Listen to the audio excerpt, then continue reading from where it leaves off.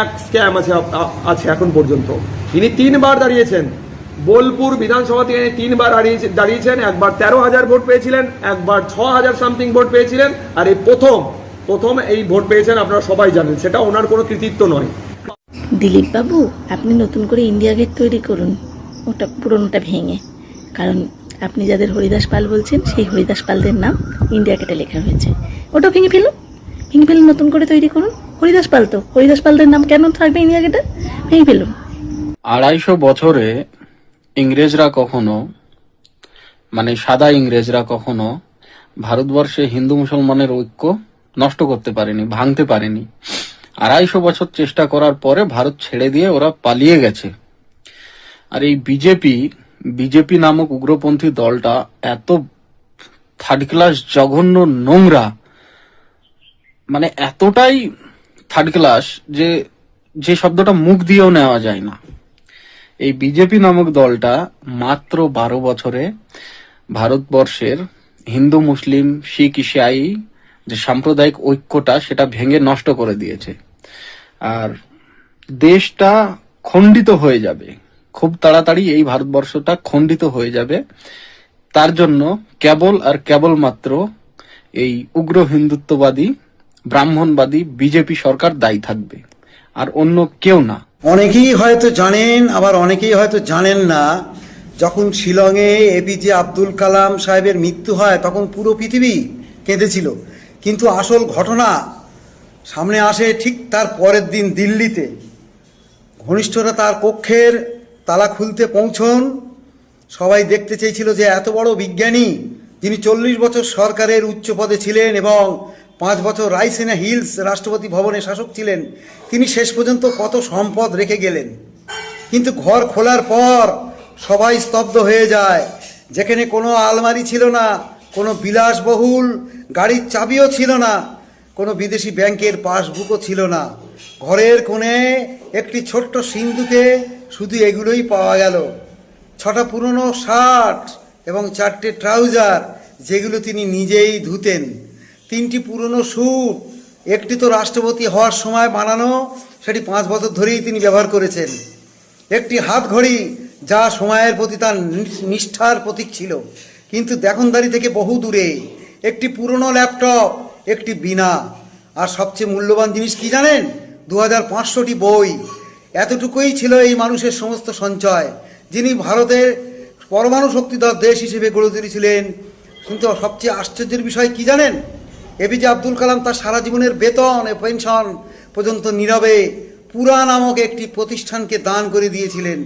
যে মানুষের একটি স্বাক্ষরে দেশের হাজার হাজার কোটি টাকার বাজেট নির্ধারিত হতো, তিনি নিজের জন্য 1 ইঞ্চি জমিও কেনেননি। অথচ আমরা আজ 2000 টাকার জুতো, 5000 টাকার চশমা পরে নিজেদের ধনী ভাবি। অথচ সেই মহাপুরুষ কোনো ব্র্যান্ড ছাড়াই সারা পৃথিবী নিজের আবেগের দ্বারাই ভক্ত বানিয়ে নিয়েছিলেন। এপিজে আব্দুল কালাম মৃত্যুর আগের মুহূর্ত পর্যন্ত আমাদের সবাইকে একটি আয়না দেখিয়ে গেছেন। সেটি কি জানেন? মানুষ তার সম্পদ নিয়ে নয়, আদর্শ চিন্তাধারা নিয়ে বড় হয়। আজ যদি আপনার মাথার উপর একটি ছাদ আর পরার মতো কোনো কাপড় থাকে, তবে আপনি সেই দিনের রাষ্ট্রপতি থেকে আরও বেশি ধনী। কিন্তু আপনার কি তার মতো একটি মহান হৃদয় আছে? এই মানুষটিকে শ্রদ্ধা জানিয়ে আজকে এই নিবেদনটা আমি জনসাধারণের উদ্দেশ্যে করলাম। তো মাননীয় শুভেন্দুবাবু, আপনি ভোটে জিতেছেন। কার ভোটে? বিজেপির ভোটে জিতেছেন। আমরা যারা 15 বছর 20 বছর ধরে কঠিন পরিশ্রমের ফল আমরা পেয়েছি, আমরা অতি গর্বিত, আমরা খুবই আনন্দিত। এবং তার সঙ্গে এই কথাটা বলতে আমি বাধ্য হলাম যে আপনারাই বলেন যে তৃণমূলের লোককে নিয়োগ করা হবে না, কিন্তু আপনারাই আবার একই মুখে কি করে এইসব কথা বলেন যে অমুককে সম্বর্ধনা দিচ্ছি, অমুককে করতেছি। টিএমসির নেতা তারা তো চোর, তাদের বিরুদ্ধে আমাদের চলছেই। তো তারা কেন আমাদের দলে আসবে? কেন আমরা তাদের নিব? এখন কি দরকার? কিসের জন্য আমরা নিব? আমরা তো ওদের ভোটে তো আমরা তো জয়ী হইনি, বা ওদের ভোটে তো আপনি তো মুখ্যমন্ত্রী হন নাই। আপনি মুখ্যমন্ত্রী হয়েছেন আমাদের ভোটে, আমাদের মতো যারা অক্লান্ত পরিশ্রম করে রাত দিন জেগে নিচুতলার মানুষ একবার কি কঠিন অবস্থায় থাকে একবার আপনি ভেবেচিন্তে দেখুন। আপনি উঁচুতলার এরকম লোককে বড় বড় মাফিয়া ডন যে মনে করেন যে যারা বড় বড় নেতা লিডার টিএমসি লিডার তাদেরকে আপনি যদি মনে করেন যে আমরা দলে নিলে আমাদের দলটা ভালো হবে, না আমি বলবো না দলের ক্ষতি করবেন আপনি। আমি উত্তরবঙ্গ থেকে বলছি, আমি যেমন আজকের থেকে 5 বছর আগের থেকে আমার ফেসবুক দেখবেন, এখনও দেখেন, আবার দেখবেন। আমি আপনাকে অনুরোধ করব অ্যাজ এ মুখ্যমন্ত্রী হিসাবে, আপনাকে যেভাবে আমরা দেখেছি আপনি গর্বিত আনন্দিত, কিন্তু ফিরহাদ হাকিমের কথা যেন আর মুখে না ওঠে এবং এইরকম ধরনের কোনো নেতাকে সম্মাননা দেওয়ার কোনো মানেই আসে না, কোনো মানেই হয় না। আমরা কেন তাকে সংবর্ধনা দিতে যাব?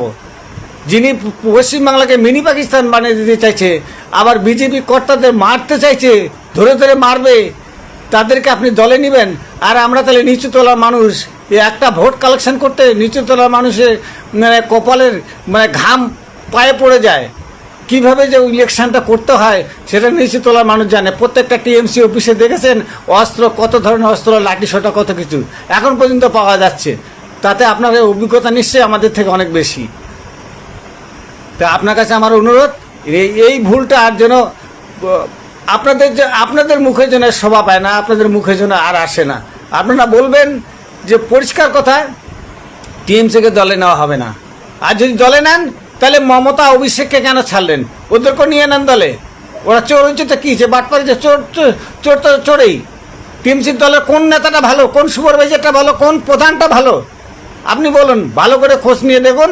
এতে প্রত্যেকটা নেতা নেত্রীর গায়ে কলঙ্ক আছে। তো দয়া করে এইসব কথা বলবেন না, এই যাতে সাধারণ অসহায় লোকের ক্ষতি হয়। আপনি আপনার দিক থেকে ঠিক থাকবেন, আমরা আপনাদের চেষ্টা করব, কিন্তু দয়া করে টিএমসির লোককে আপনি দলে নেবেন না, এটা আমার অনুরোধ। ধন্যবাদ আপনাকে, গৌরী গোবিন্দ নন্দন। অগ্নিমিত্রা পাল ম্যাডাম বলেছেন 1 সেপ্টেম্বর থেকে যদি কেউ রাস্তায় থুতু ফেলে তাহলে 100 টাকা ফাইন হবে। 100 না ম্যাডাম, 500 নিন, 500। গুটখা খেয়ে থুতু ফেলা, রাস্তা নোংরা করা, আপনার এই উদ্যোগকে আমি সাধুবাদ জানাচ্ছি, কিন্তু এনশিওর করুন যেন 500 টাকা তার কাছ থেকে ফাইন নেওয়া হয়। সেকেন্ড হচ্ছে, আপনি বলেছেন রাস্তায় যদি কেউ টয়লেট করে, পেচ্ছাপ করে, তার জন্য 200 টাকা দেবে। 200 না, ওটাও 500 করুন, কিন্তু তার আগে যথেষ্ট পরিমাণ টয়লেট বানান। রাস্তায় টয়লেট কারা করে? বেশিরভাগ রাস্তায় যারা গাড়ির চালক আছে, অটো চালক আছে, রিক্সা চালক আছে, বাস চালক আছে, তারা বেশিরভাগ ইউজ করে। আর বাদবাকি পাবলিকও ইউজ করে, কিন্তু বেশিরভাগ পরিমাণ তাদের